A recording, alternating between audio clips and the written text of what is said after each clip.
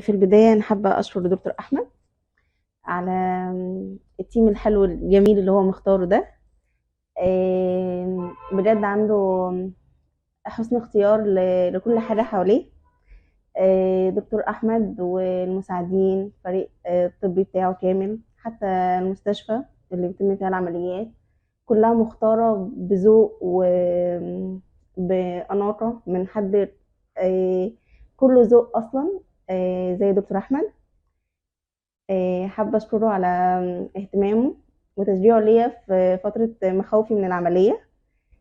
كنت خايفة إن أنا أعملها ومترددة شوية، خايفة من الألم أو من شكل الجرح وكده.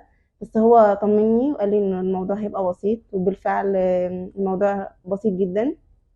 الآلام اللي بتبقى موجودة حاجات بسيطة ومحتملة، حتى الجرح أحلى وأحسن كتير من ما كنت متخيلة، ومع الوقت بيبدأ يخف.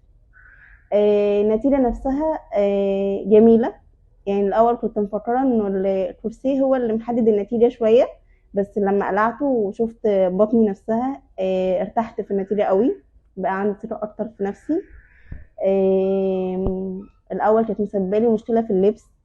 كان تراكم الدهون كلها موجود مع كذا قيصرية ورا بعض، فاكيد كانت مأثرة عليا. لكن دلوقتي الوضع كله مختلف، شكلها حلو.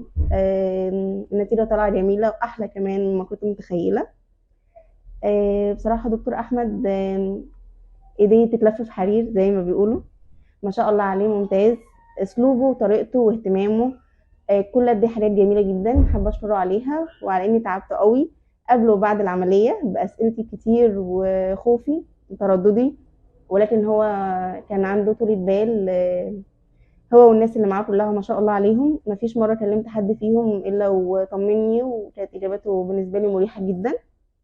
فميرسي بجد إنه دكتور أحمد اهتم بيا، وفي الآخر طلعت النتيجة الجميلة ديت. تسلم إيده وتسلم إيد كل الناس اللي معاه.